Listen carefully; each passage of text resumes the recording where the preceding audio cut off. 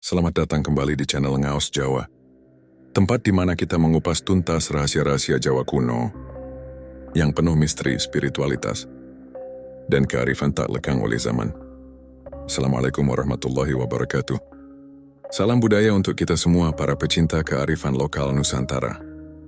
Semoga panjenengan semua selalu diberi kesehatan, keselamatan, dan kelimpahan rizki, amin ya rabbal alamin. Pernahkah panjenengan mendengar bahwa ada weton yang diyakini membawa misteri besar dalam hidupnya?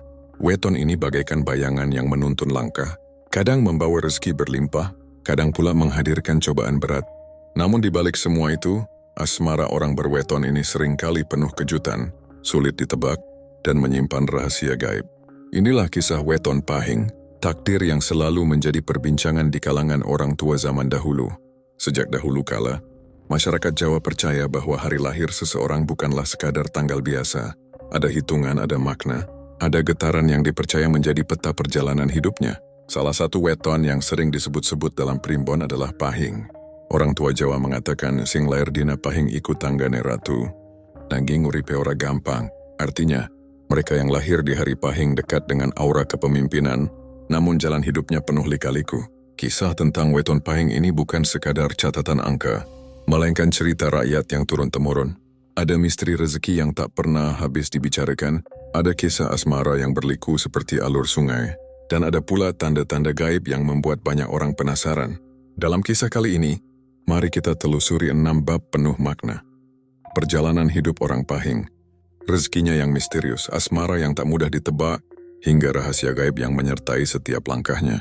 Sebelum kita lanjut lebih dalam, saya ingin mengajak panjenengan semua untuk klik tombol subscribe agar kita selalu terhubung dalam perjalanan spiritual ini. Semoga sedulur semua yang menonton hari ini senantiasa diberikan kesehatan lahir dan batin, dijauhkan dari segala bala dan mara bahaya, serta dilimpahkan rezeki yang barokah tanpa putus. Amin ya rabbal alamin. Tulis di kolom komentar dari kota mana panjenengan berasal, biar saya bisa kirimkan doa khusus dari sini untuk sedulur semua. Dan sekarang mari bahas takdir rezeki dan asmara yang penuh misteri weton pahing. Siap, mari lanjut. Anak sing lair pahing iku kudu dijogo temenan, awit laire wis enggawa pratondo. Uripe bisa mulia bisa uga kebak ujian, kumantung kepiye anggonen jogo diri lan lelaku. Begitulah, sejak pertama kali ia membuka mata ke dunia, jejak kelahiran orang pahing sudah syarat dengan tanda misteri. Langkah awalnya seolah menegaskan bahwa perjalanan hidupnya kelak tidak akan biasa-biasa saja. Ia akan menjadi sosok yang diikuti, ditakuti sekaligus dirindukan. Sebuah perjalanan panjang baru saja dimulai, berawal dari malam kelahiran yang penuh tanda gaib dan doa-doa sunyi. Sisi gaib dan pertanda yang mengiringi. Sejak dahulu orang Jawa percaya bahwa mereka yang lahir di weton pahing memiliki ikatan khusus dengan dunia gaib. Ada semacam tirai tipis yang memisahkan mereka dari alam tak kasat mata, sehingga lebih peka terhadap pertanda, firasat, bahkan mimpi yang mengandung makna. Di sebuah dusun di kaki Gunung Merapi, pernah ada kisah tentang seorang bocah pahing bernama Jatmiko. Sejak kecil ia kerap terbangun tengah malam karena mimpi aneh. Pernah suatu kali ia bermimpi melihat banjir besar yang merendam sawah. 2 hari kemudian hujan deras turun dan bendungan jebol, benar-benar membanjiri sawah warga. Orang tua desa pun berkata, iki dudu mimpi sembarangan, iki tandhayan bocah iki duwe sesmita. Orang pahing diyakini memang punya indera keenam lebih tajam dibanding weton lain.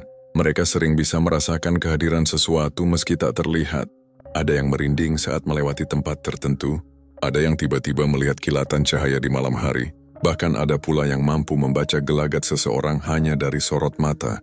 Di Jawa Tengah, beredar cerita tentang seorang gadis pahing yang setiap kali hendak mendapat tamu, ia mendengar suara gamelan halus dari arah halaman rumahnya. Orang tuanya bingung, sebab tetangga tidak ada yang punya gamelan.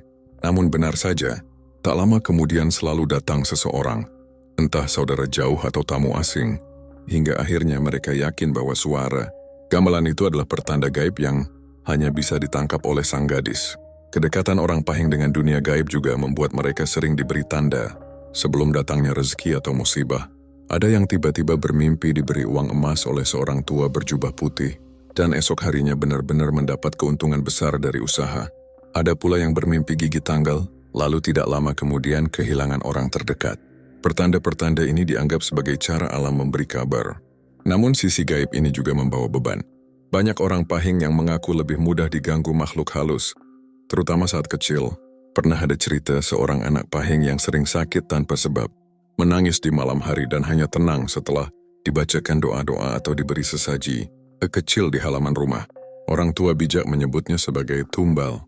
Semacam tanda bahwa anak itu sedang diawasi makhluk halus karena auranya berbeda. Meski demikian, tidak semua sisi gaib ini buruk. Justru banyak yang menganggapnya sebagai anugerah, sebab orang pahing, bila mampu menjaga diri dengan doa dan laku spiritual, bisa menjadikan firasat dan mimpi sebagai petunjuk jalan hidup. Mereka lebih mudah memahami isyarat alam, sehingga jarang benar-benar tersesat dalam langkah. Oleh karena itu, orang tua Jawa selalu berpesan, wong pahing kudu eling lan waspada, ojo nganti kesasar amarga ora iso. Beda kaki tondo, becik lan tondo olok mereka. Diminta selalu dekat dengan doa, menjaga hati tetap bersih, dan tidak menyalahgunakan kepekaan yang dimiliki. Sisi gaib ini membuat hidup orang pahing semakin penuh misteri. Mereka bukan hanya menjalani hidup di dunia nyata, tapi seolah ditemani oleh bisikan dari alam gaib yang memberi tanda-tanda. Inilah yang membuat perjalanan mereka terasa berbeda. Setiap langkah bagaikan cerita yang disertai pertanda, seolah alam sendiri ikut menuntun jalan hidupnya. Rezeki yang datang tak terduga. Orang tua Jawa sering berkata, rezekine wong pahing kui koyo banyu mili, kadang seret nanging ora nate garing. Artinya, rezeki orang berweton pahing ibarat aliran air. Kadang deras menghanyutkan, kadang mengecil hingga nyaris kering, tetapi tidak pernah benar-benar habis. Inilah yang membuat kehidupan mereka penuh. Kejutan rezekinya datang dari arah yang tidak disangka. Di sebuah dusun pernah ada kisah tentang seorang lelaki bernama Sastro. Lahir di weton pahing. Hidupnya sederhana, hanya seorang penjual sayur keliling dengan pikulan bambu. Suatu ketika dagangannya tak laku. Hujan deras membuat pasar sepi, dan ia terpaksa pulang dengan wajah muram. Namun dalam perjalanan, ia bertemu seorang nenek tua yang kebingungan. Nenek itu kehabisan bekal dan tidak membawa uang. Dengan ikhlas, Sastro memberikan sayurnya. Nenek itu tersenyum dan berkata, "Li rezekimu ora soko dagangan iki, nanging saka Gusti sing maringgi." Beberapa hari kemudian, tanpa diduga ada saudagar kaya yang lewat di desa. Ia mencari orang jujur untuk menjaga kebun kopinya. Entah bagaimana, nama Sastro yang sederhana itu muncul dari mulut ke mulut. Dari situlah nasibnya berubah. Ia yang tadinya hidup pas-pasan, kini dipercaya mengelola kebun luas. Rezekinya datang bukan dari hasil dagangan, melainkan dari kebaikan hati yang dilakukan tanpa perhitungan. Cerita lain datang dari seorang pemuda, pahing di pesisir utara Jawa. Ia bekerja sebagai nelayan.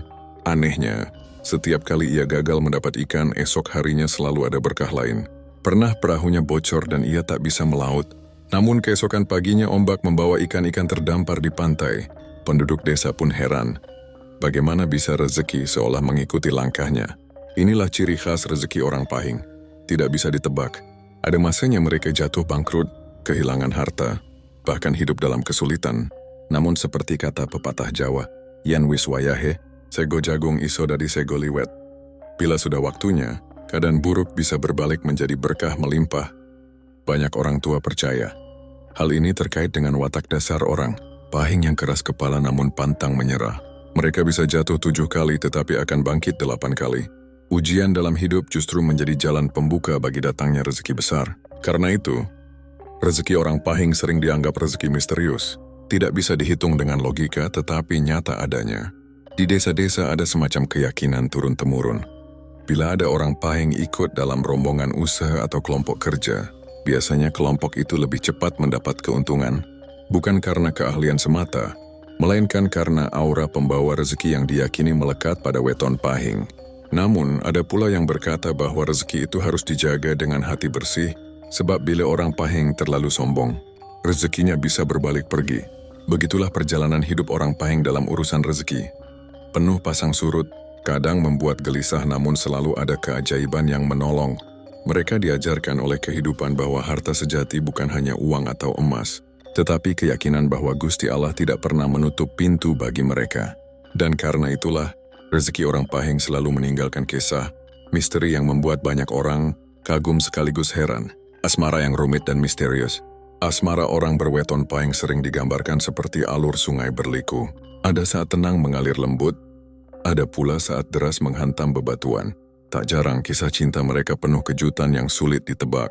Orang tua Jawa bahkan pernah berkata, "Tresnane wong pahing kui kadang dadi kembang mekar, nanging bisa uga dadi geni sing ngobong." Cinta orang pahing bisa jadi indah, tapi juga berbahaya bila tak dijaga.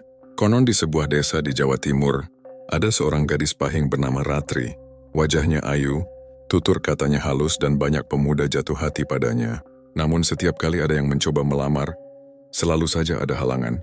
Pernah seorang pemuda kaya raya datang dengan seserahan lengkap, namun di malam sebelum lamaran tiba-tiba usahanya bangkrut. Ada juga pemuda lain yang hendak menikahinya, tetapi mendadak sakit parah tanpa sebab. Orang-orang desa berbisik asmara Ratri memang misterius, hingga akhirnya ia dipertemukan dengan seorang pemuda sederhana yang lahir di Weton Wage. Meski awalnya ditentang keluarga karena dianggap tidak sepadan, justru pernikahan itulah yang membawa kebahagiaan sejati. Dari kisah ini lahirlah keyakinan bahwa jodoh orang pahing tidak bisa dipaksakan oleh harta atau status, melainkan mengikuti alur takdir yang telah digariskan. Mereka seringkali dipertemukan dengan pasangan dari arah yang tak terduga. Kadang cinta mereka diuji dengan pertentangan keluarga, jarak, bahkan cobaan hidup yang berat. Namun jika sudah berjodoh, tidak ada satupun hal yang bisa menghalangi. Ada pula kisah seorang lelaki pahing bernama Wirya, yang terkenal gagah dan pandai berbicara. Banyak perempuan terpikat olehnya, namun ia selalu gagal mempertahankan hubungan. Baru bertunangan, tiba-tiba tunangannya pindah ke kota dan menikah dengan orang lain. Baru dekat dengan gadis lain, tiba-tiba hubungan kandas karena alasan sepele. Orang-orang tua berkata iki wis dalane, wong pahing kudu sabar nganti waktu jodohnya benar-benar teka. Dan benar saja setelah sekian lama menanti, Wirya akhirnya bertemu seorang janda beranak satu yang tulus mencintainya. Dari situlah hidupnya berubah, rezekinya mengalir dan rumah tangganya langgeng. Kisah-kisah seperti ini membuat asmara orang pahing dianggap penuh misteri. Mereka mudah menarik simpati lawan jenis karena aura kuat yang dimilikinya, namun justru sering mengalami jalan cinta yang berliku. Asmaranya kadang cepat bersemi tapi mudah layu, kadang pula penuh pertengkaran namun sulit berpisah. Ada semacam magnet tak terlihat yang membuat hubungan mereka unik sekaligus sulit dipahami. Orang tua Jawa sering mengingatkan anak berweton, pahing untuk berhati-hati dalam asmara. Sebab bila salah langkah, cinta bisa membawa luka mendalam. Namun bila dijalani dengan ketulusan dan kesabaran, asmara mereka justru akan menjadi cinta yang sakral dan penuh keberkahan. Maka tak berlebihan bila orang berkata, cinta wong pahing kuwi ora mung tresna, nanging uga ujian lan paulangan. Asmara mereka bukan sekadar cerita indah, melainkan jalan hidup yang syarat pelajaran. Siapapun yang mendampingi orang pahing, harus siap dengan misteri yang menyertainya. Ujian hidup dan kekuatan batin. Jika kita menelusuri kisah orang-orang yang lahir pada weton pahing, hampir semuanya pernah mengalami ujian hidup yang berat. Ada yang kehilangan harta dalam semalam, ada yang ditinggalkan orang yang dicintai, bahkan ada pula yang jatuh sakit bertahun-tahun tanpa sebab jelas. Namun justru dari cobaan itulah lahir kekuatan batin yang membuat mereka berbeda. Orang tua Jawa sering berkata, "Uripe wong pahing iku ora gampang, nanging yen wis ngadhepi kesulitan, dheweke bakal luwih kuat tinimbang sadurunge." Hidup orang pahing memang seperti ditempa.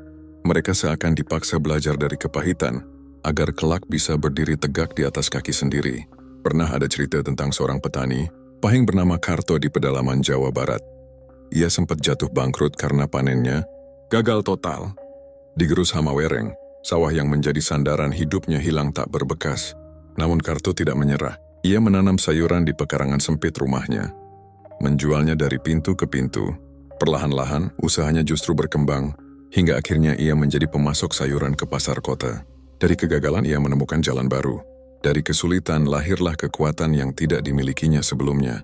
Ada pula kisah seorang janda pahing bernama Sarinem. Suaminya meninggal muda, meninggalkan 2 anak kecil. Hidupnya seketika runtuh namun Sarinem tetap tegar. Meski hanya berjualan jajanan di pasar, ia berhasil menyekolahkan anak-anaknya hingga sarjana. Banyak orang berkata, keteguhan hati Sarinem adalah wujud nyata kekuatan batin orang pahing. Dia mampu menanggung luka, namun tidak pernah membiarkan luka itu menghentikan langkahnya. Keyakinan masyarakat Jawa mengatakan bahwa cobaan yang datang pada orang pahing bukanlah hukuman, melainkan jalan lelaku. Mereka dipercaya sebagai jiwa yang dipilih untuk menjalani rintangan, agar kelak mampu menjadi panutan. Seperti besi yang ditempa api hingga menjadi baja, demikian pula jiwa orang Pahing ditempa oleh cobaan hidup. Karena itu orang Pahing sering memiliki wibawa besar. Mereka bisa duduk diam tanpa banyak bicara. Namun orang lain merasa segan. Wibawa itu lahir bukan dari harta atau jabatan, melainkan dari pengalaman panjang menghadapi kesulitan hidup. Aura keteguhan itu terpancar begitu saja, seolah dunia mengakui penderitaan sekaligus kekuatan yang telah mereka jalani. Namun ada satu hal yang selalu diingatkan orang tua, Jawa.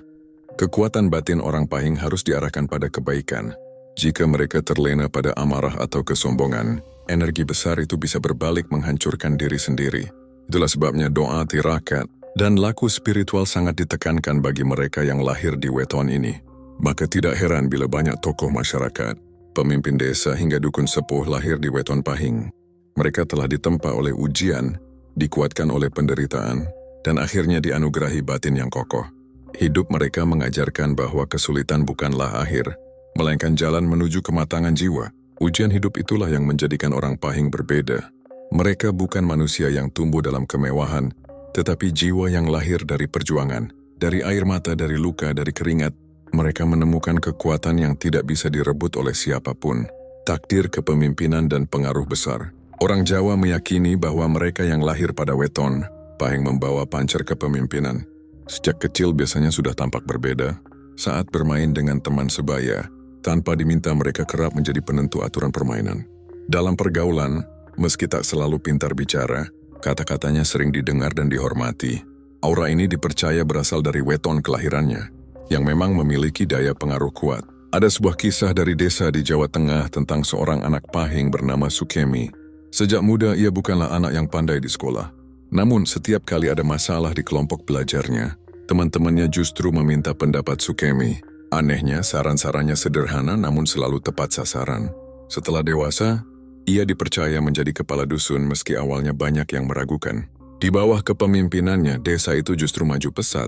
Orang-orang kemudian berkata, "Iki tondo wetone Pahing, dade wong sing digugulan ditiru." Kepemimpinan orang Pahing tidak selalu lahir dari jabatan resmi. Ada kalanya mereka hanya rakyat biasa namun tetap disegani.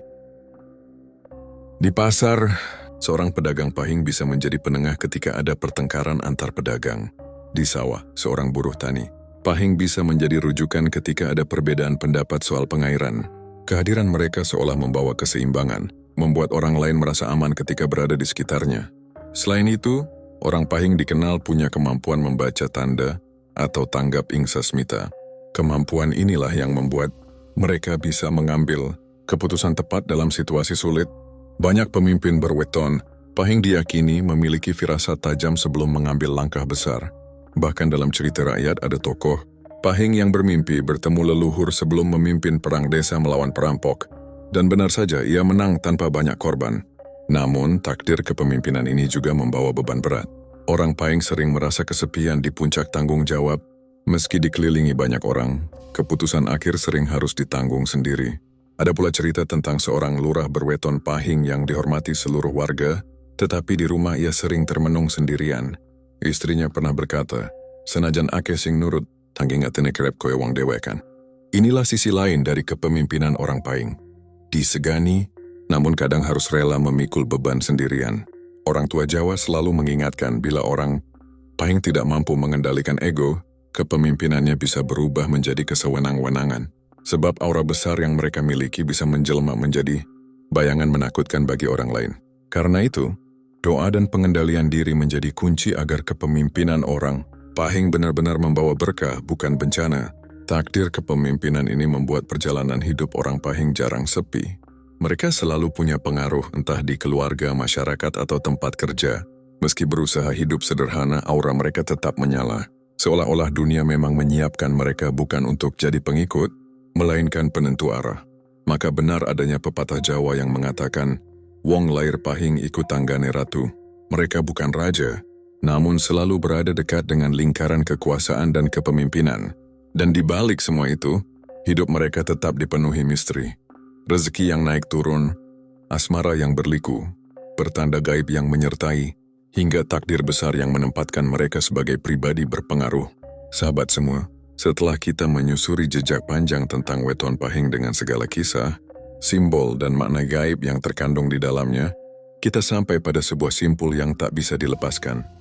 Weton hanyalah satu dari sekian banyak misteri, kehidupan yang diwariskan leluhur untuk memberi arah, bukan untuk mengikat mutlak. Dari babak pertama, kita melihat bagaimana orang-orang Pahing dipandang membawa aura sakral. Lahir pada hari yang bernilai Neptu besar, menjadikan mereka sosok penuh energi, berpotensi besar tetapi juga rawan benturan. Leluhur percaya, mereka adalah orang-orang yang disiapkan semesta untuk menanggung beban hidup yang tidak ringan, agar kelak bisa menjadi pribadi yang kuat dan bijaksana. Kemudian kita menelusuri babak kedua, di mana watak misterius Pahing menjadikan mereka kerap sulit ditebak. Keheningan dan rahasia yang mereka simpan bukan tanpa alasan, ada kekuatan dalam diam, ada rahasia dalam sikap hati-hati.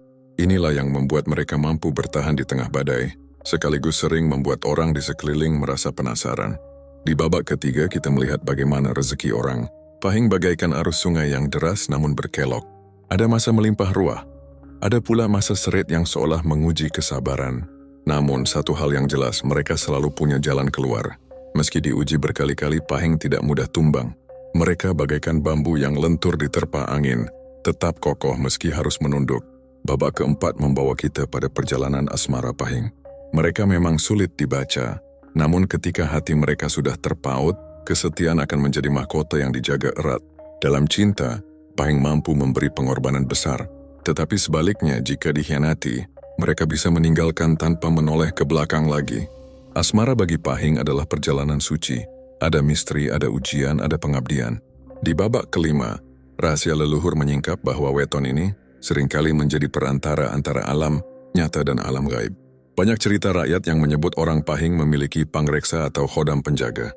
Entah benar atau tidak, kisah-kisah ini menambah lapisan misteri yang membuat orang Pahing semakin dihormati sekaligus disegani. Dan di babak keenam, kita belajar dari pengalaman orang-orang Pahing yang berhasil menyeimbangkan dirinya. Mereka yang bisa memadukan watak, rezeki dan asmara dalam harmoni, hidupnya akan menjadi suluh terang bagi orang lain. Dari situ kita mengerti bahwa weton bukan sekadar ramalan, melainkan sebuah tuntunan hidup. Akhirnya sahabat semua, kisah tentang weton Pahing bukanlah sebuah takdir yang mengunci rapat jalan hidup. Ia lebih mirip peta kuno yang diberikan nenek moyang. Memberi tanda bahaya, memberi arah, namun keputusan akhir tetap ada di tangan kita. Apakah akan berjalan lurus, berbelok, atau berhenti di persimpangan? Semua tergantung pada niat dan usaha kita sendiri. Maka jika Anda atau orang dekat Anda lahir pada weton Pahing, jangan pernah merasa takut ataupun terbebani. Justru bersyukurlah, karena di balik misteri ada kekuatan besar yang bisa digali. Jadikan petuah leluhur sebagai pengingat bukan belenggu. Karena sejatinya, rezeki, asmara, dan takdir tidak hanya ditentukan oleh weton, melainkan juga oleh ikhtiar, doa, dan restu dari Yang Maha Kuasa. Begitulah perjalanan kita dalam kisah rakyat kali ini. Semoga kisah tentang weton Pahing mampu memberi pencerahan, menambah wawasan, sekaligus menghidupkan kembali nilai-nilai kearifan lokal yang nyaris terlupakan. Semoga bermanfaat. Sampai jumpa di video selanjutnya. Wassalamualaikum warahmatullahi wabarakatuh.